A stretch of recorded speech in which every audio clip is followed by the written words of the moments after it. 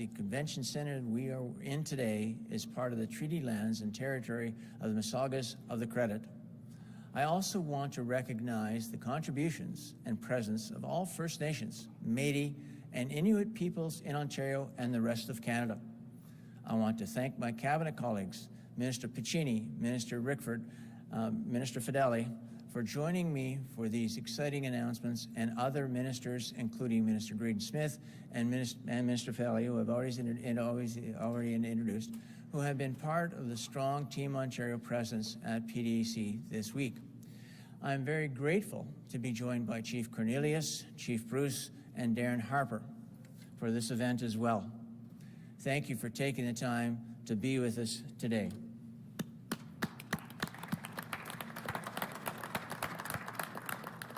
This is my first PDAC as Minister of Mines, with a special mandate to develop the Ring of Fire, and I take on this responsibility during a very exciting time for the sector. Our government, under Premier Ford's leadership, has a very clear vision for this province. We are the first government to focus on connecting supply chains in the north and south, so Ontarians everywhere have a share in the benefits of our booming economy. Thanks to my colleague, Minister Fedeli, there is an electric vehicle manufacturing revolution happening in this province. We are building the cars of the future. For far too long, previous governments chased jobs out of this province and ignored the opportunity to connect the north with the rest of our economy. Our government is different. We are leveraging Ontario's strengths in the mining and manufacturing sectors to build an integrated supply chain for electric vehicles. We have the critical minerals to accomplish this goal, and by forming strong partnerships with Indigenous communities and making strategic investments, we will get it done. That's why our government launched our critical mineral strategy, and we continue to execute on this plan to build a supply chain for electric vehicles. It all starts with exploration. Our government invested $5.8 million to help companies find the critical minerals we need for electric vehicles to build electric vehicle batteries, including nickel, cobalt, lithium, and rare earth elements. The drills are turning, and the jobs are being created across the northern communities, and we know Indigenous businesses are central to this ongoing work. We invested $5 million in the Critical Minerals and Innovation Fund, and today I'm happy to announce and celebrate the successful projects. This fund leverages the expertise and innovation we have in Ontario's critical mineral sector by funding research and development projects to secure the supply chain for critical minerals. The projects range from mining and mineral processing to the recovery and recycling of critical minerals. There are too many exciting projects to mention here, but I want to congratulate all the recipients, and I'll let Darren speak to the exciting work his company is doing in a few minutes. Our government isn't just investing in the critical minerals sector. Another important pillar of our critical minerals strategy is to improve regulatory processes and we are doing exactly that. Last week, I announced the Building More Mines Act that, if passed, will increase businesses' certainty and generate investment in the province that will benefit northern and Indigenous communities. These changes are not just for the critical minerals sector.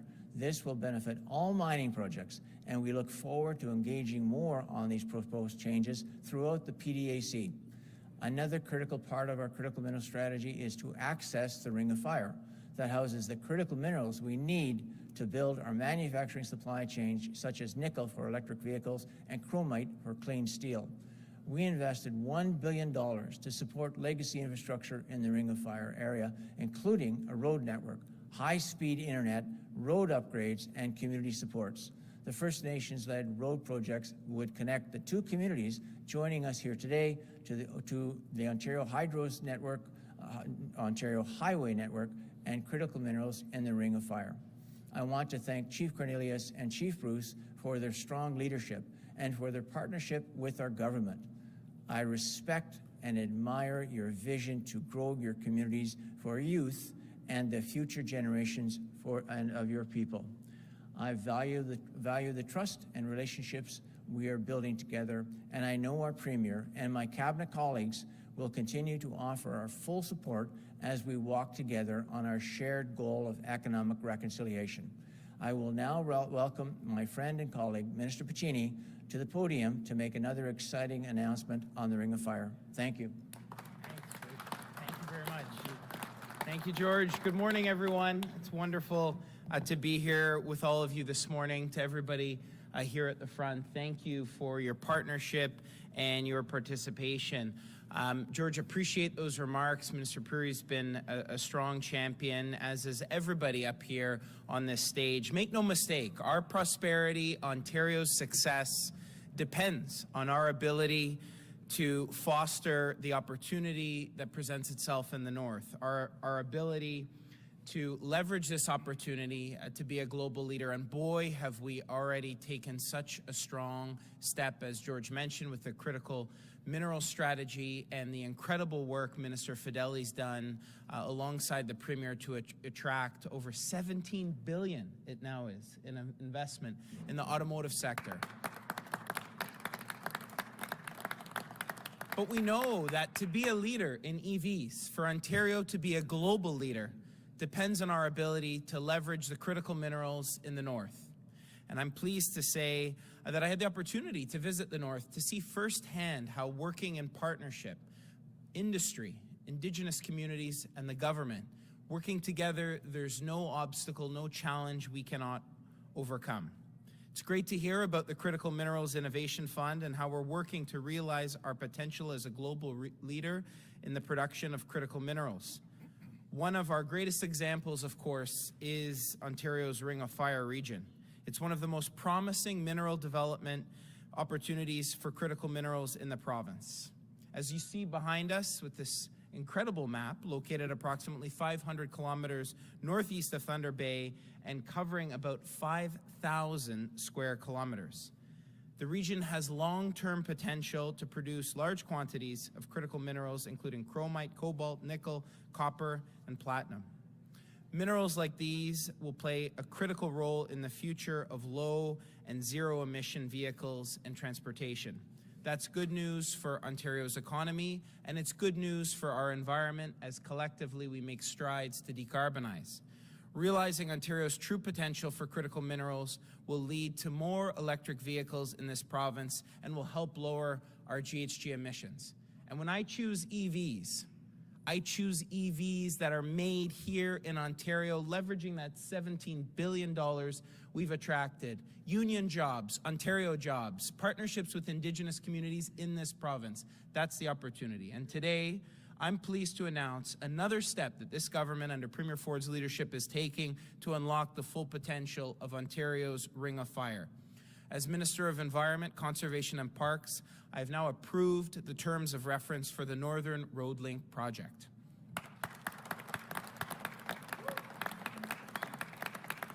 Proposed by Martin Falls First Nation and Webequie First Nation, this road link would be an all-season road connecting the proposed Ring of Fire mining development area near McFalls Lake to the provincial highway system via the proposed Martin Falls Community Access Road. The two chiefs that you see standing before you today have been true leaders. Thank you for your partnership, for your commitment to working together. This would not be possible without their leadership as proponents in this project.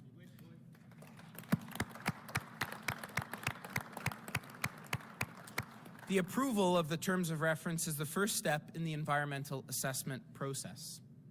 The next step is the preparation of the full EA, and we'll continue to work in close partnership with these two Indigenous communities as we make strides forward. This is another step towards building important transportation infrastructure for critical minerals development, which will support communities in the North with improved access to Ontario's highway network.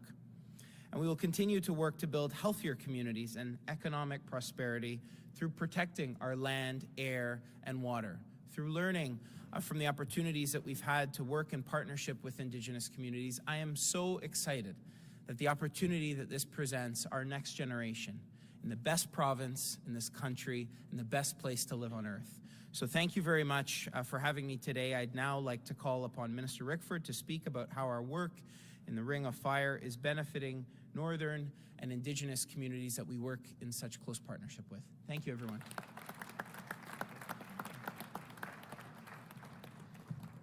Well, good morning, everybody. How's everybody doing this morning? And the coffee said? I want to thank everybody for joining us here this morning in another exciting chapter of the evolution and the revolution, one might say, of mining in Ontario. And that is the distinct opportunity, as Minister Piccini said, perhaps unlike any other jurisdiction in the world, to take advantage of an opportunity to be part of a fully integrated supply chain. It starts in the earth and it moves to the electric vehicle. And I don't think the world over there's been that kind of opportunity, if ever. And that's what we're standing in front of. That's what makes this moment and these announcements so powerful. And for those of us who live in Northern Ontario, we know what some of those challenges are, and we know how to turn them into opportunities. The question will always be, with so many large-scale base metal mines opening, under construction, working at full capacity, and it sounds like in the not-too-distant future some real legacy infrastructure to commence, otherwise known as the Corridor to Prosperity. The governments know what to do in order to respond. Regional economic support, promoting Ontario's northern development, there couldn't be any more important thing to do.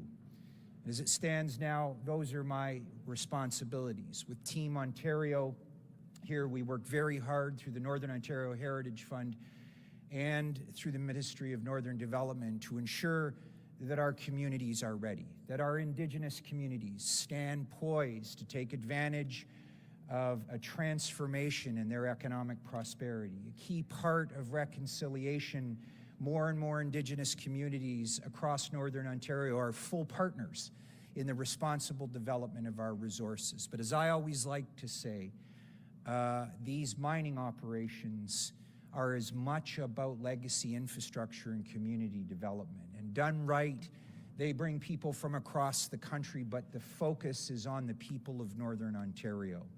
And in an effort to make sure that the quality of life and the critical infrastructure is there to support our northern towns and our northern Indigenous communities is one of our key tasks moving forward. Are we ready? I believe we are ready. I believe we've got great Indigenous leadership, Indigenous business leaders, municipal leaders who stand with the province of Ontario ready to take advantage of this fulsome opportunity.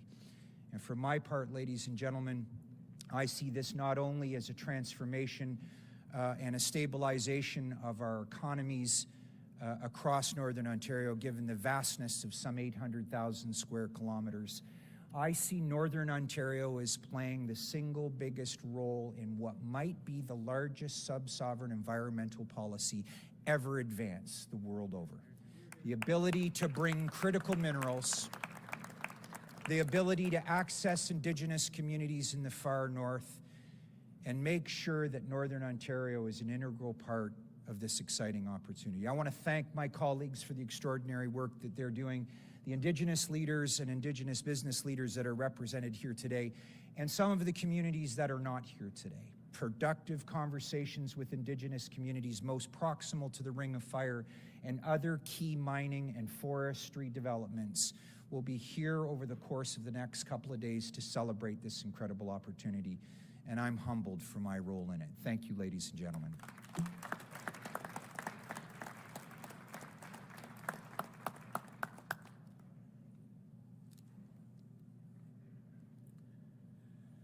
It's my pleasure to introduce Darren Harper from Carbonex. Darren.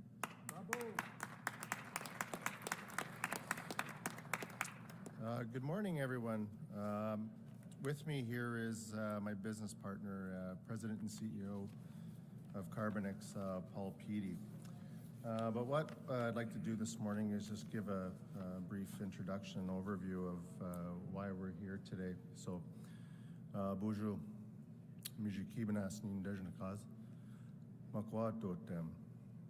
My name is Darren Harper. Good morning, everyone. I'm a vice president partner with Paul in Carbonex, and It's great to see everyone here today at PDAC. It was quite the journey to get here last night. 3 delays, 1's cancellation, 1 rebooking, another delay, and a 4-hour sleep. So Sounds like somebody from Kenora. yes, yeah, that's right. But also I'd like to acknowledge Minister Pirie. Thank you. Minister Piccini, thank you. Close personal friend from the Kenora Rainy River Riding, Minister Rickford, and Minister Fideli. Good morning, thank you. I'd also like to acknowledge our leadership in the room today, our chiefs, for the work you do, the hard work you do, the tireless nights and days that you put into representing the territories in the north. So miigwech. Carbonix, we are an Indigenous advanced materials company. Grateful to Minister Pirie again for this for today, and the Ontario government for the development and execution of their critical mineral strategy and the Critical Minerals Innovation Fund. Our technology is not only good for the environment, it's good for Indigenous peoples, communities, and good for an emerging carbon negative materials market. Innovative programs like the Critical Minerals Innovation Fund have given Indigenous companies like Carbonix the opportunity to convert high carbon content feedstocks into higher value add products, such as a supplier of the graphites for the battery materials market. Ontario's support demonstrates the province's commitment toward the inclusion of Indigenous participation in the critical mineral sector. So thank you for that opportunity today. And I'd like to ask Paul to share a few words as well. Miigwech.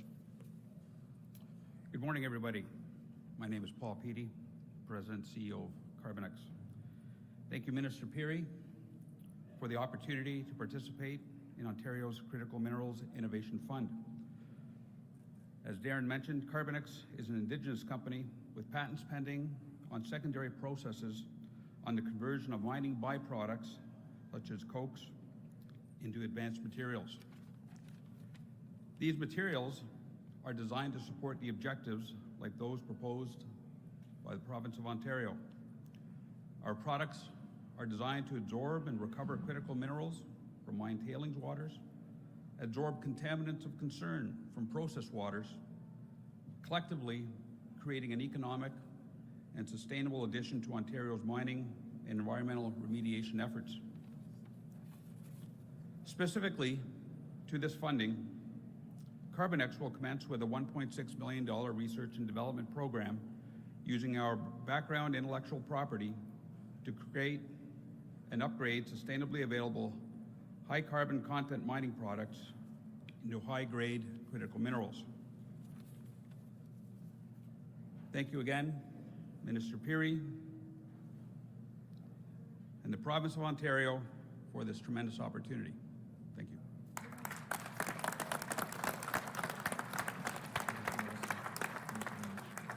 Good job. Good job.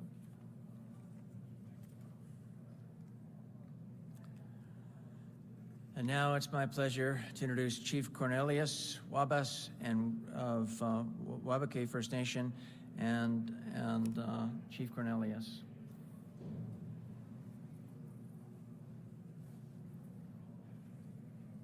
Thank you very much.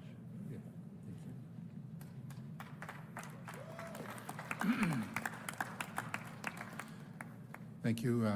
Good morning, everybody. My name is Cornelius Wabas. I'm the Chief of Wabake First Nation. My traditional name is Kishigodene, and my clan is Kisis. Thank you. I'm happy to be here today. I'm happy to be part of this announcement, and we look forward to working with the government and also the other First Nations and the industry as well too. So I'm looking forward to a prosperous relationship as we continue to move forward into the future.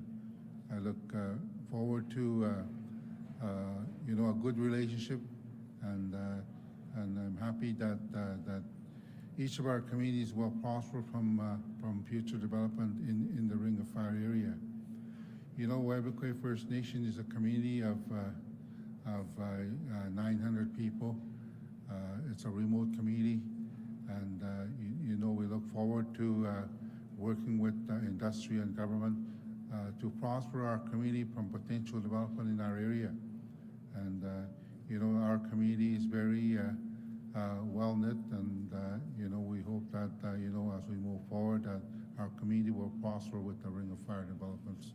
Just like to say thank you to the ministers and all those involved here, and thanking them for inviting us to this, you know, an announcement, very important announcement. Thank you very much. Chief?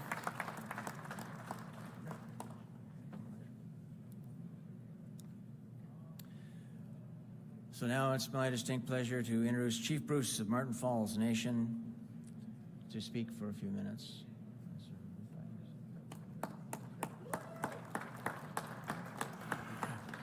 Thank you, Minister Pirie. George, is it?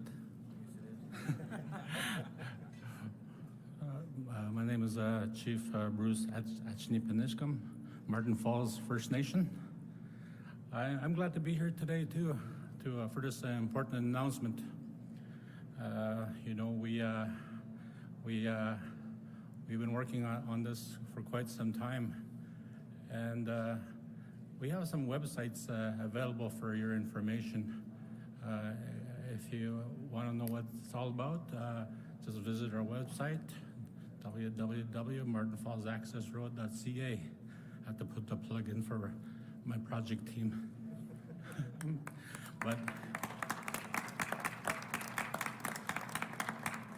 but you know, this is exciting times for us as a First Nation, working in partnership with Webequie First Nation on the proponencies.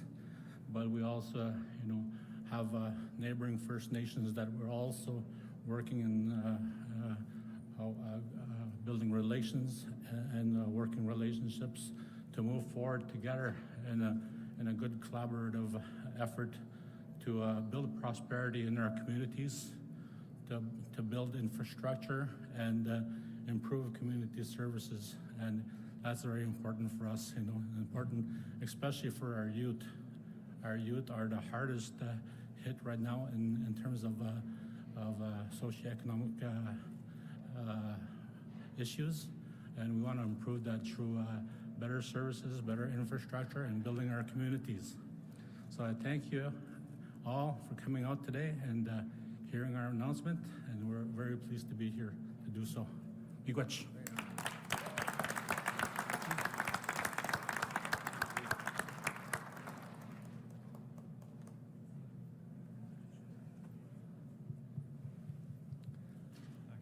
Well, that just about finishes the event, so we want to thank you very much for showing up once again. Thank you to everybody that's here to my left and on my right. So we'll open up for some questions. If the media can line up behind me, we got one question, one follow-up. Hi, I'm Emma McIntosh with the Narwhal, hoping to ask you, Minister Pirie, a question about the Ring of Fire. I understand that the federal regional assessment has been delayed by another 6 months to write a new draft terms of reference. And I'm wondering, is there a point where that process is taking too long, where you're going to have to start seeking other sources of funding for those road projects? Oh, well, I'll tell you, we won't deal with hypothetical questions at all. We're very satisfied with the province's progress on what we're doing with the First Nations and the ministries here. So yeah, I think things are progressing very, very well. Okay, and as my follow-up, and I'd be happy for the chiefs to weigh in on this as well, if you like. It seems interesting to me that there's like a set series of 3 road projects that I think are going to be subject to like 9 environmental assessments by the time all of this is over. Do you think that system should change, or is this working the way that you want it to?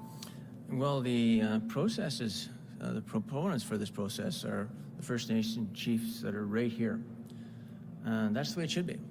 They're driving consultation with the other communities in the area, as it should be. Okay. Do the chiefs want to if you want to. Thank you for that question. You know, right now, currently, we are concentrating on our 3 environmental assessments that are happening right now, and you know, it's something that we want to concentrate on currently, and you know, I think that's important that we do that, but we want to expand that in the future with future planning, and I can't comment on 9 assessments right now. Thank you.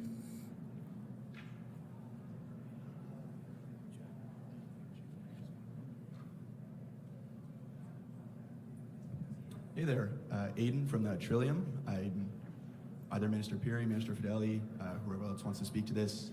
So Ontario has its critical mineral strategy. The feds have their critical mineral strategy. The Constitution gives provinces power over natural resources. I'm wondering if either of you have any concerns that maybe the feds' ambitions for the critical minerals in Ontario kind of maybe don't align with your ambitions for them. Well, obviously, we've got a great working relationship with the federal government. And once again, I'll say that the process is unfolding as it should. You heard the chief just say that they're concentrating on the process that is associated with the 3 roads. I think the EA process is solid. And Mr. Piccini, do you have any comments that you want to make on that? Happy to. I think to the earlier question on environmental assessments and the process here, ultimately, Ontario is working closely with Indigenous partners. We've had over 22 engagement sessions over the last year that have involved a series of in-person meetings, webinars. Does it concern us that we will miss an opportunity to decarbonize and be a leader? Absolutely, each and every day. That's why we're seized with working collaboratively to take a strong foot forward, working with Indigenous communities, with proponents. I mean, I choose Ontario jobs. I choose the youth, the Indigenous youth that the chief mentioned, any day over critical minerals extracted elsewhere in the world that have no commitment to ESG, no commitment to any sort of a partnership with Indigenous communities, and that are, quite frankly, exploiting the communities they're in. I choose Ontario. That's why I'm excited to be here today, and the federal government have to work quickly with us at each step of the way, and to date, it's been very progressive. Thank you.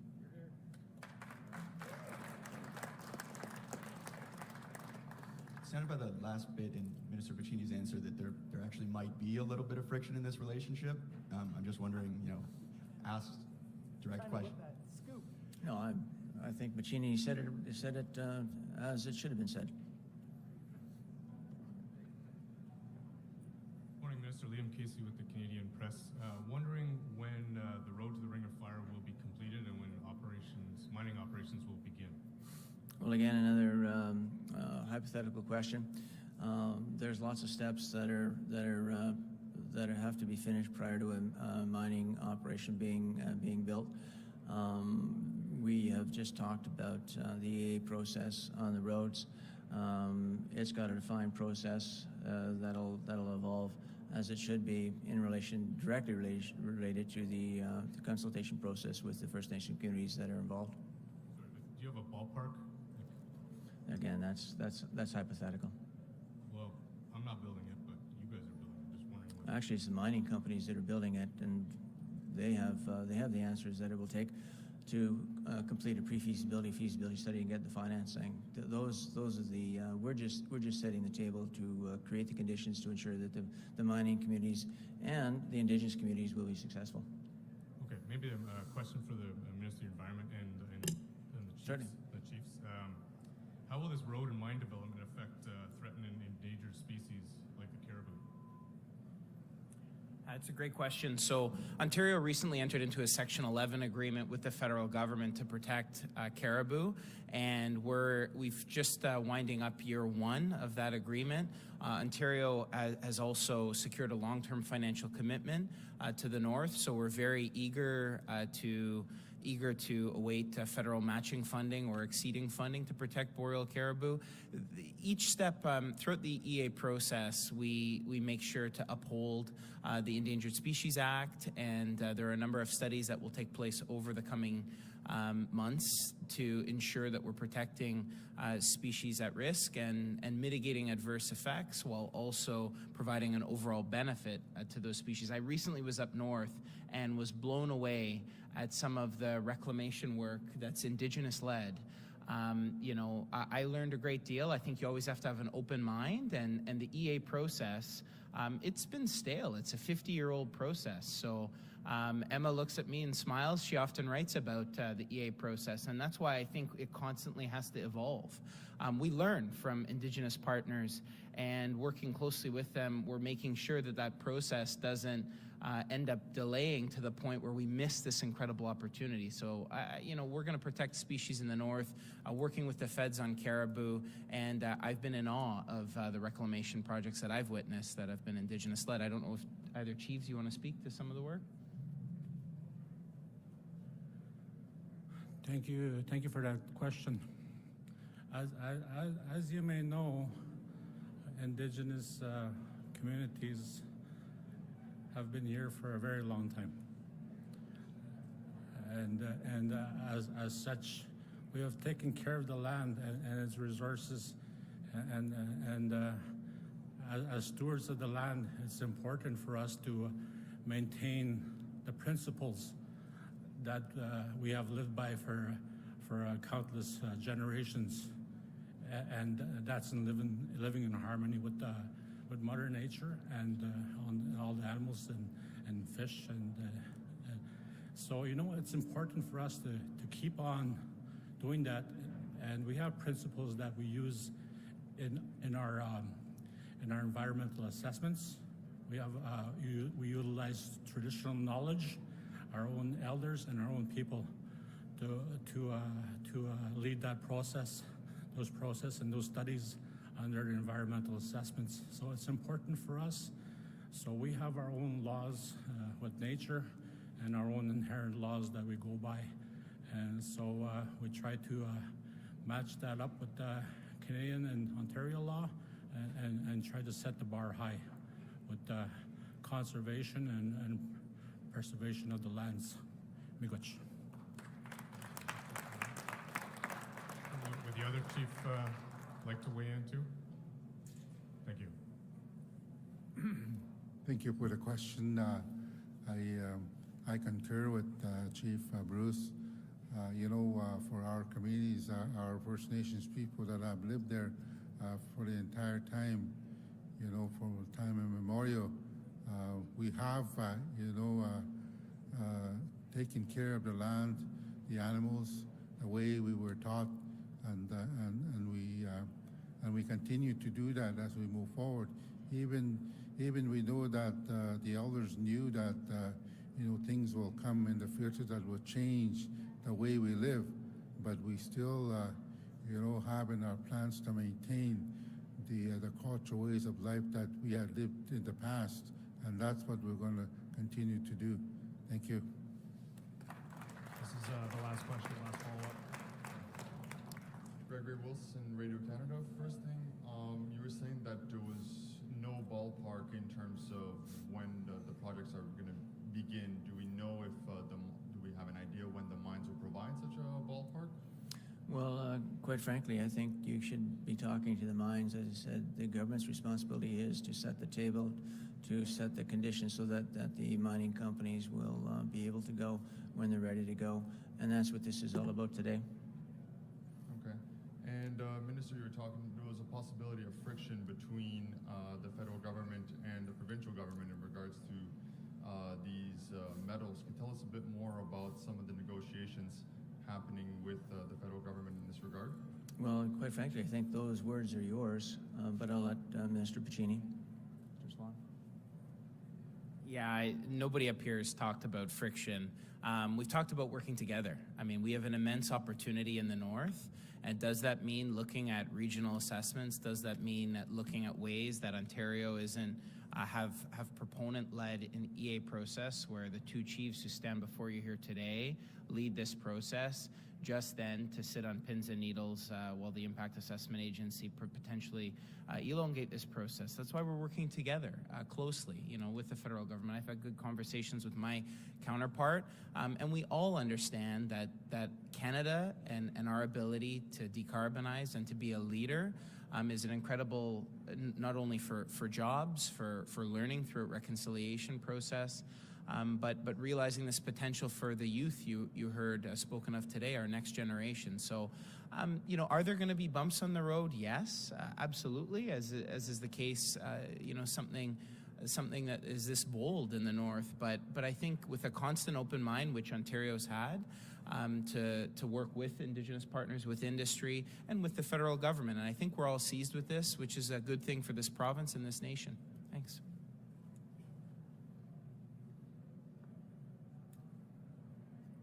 That concludes the announcement, folks.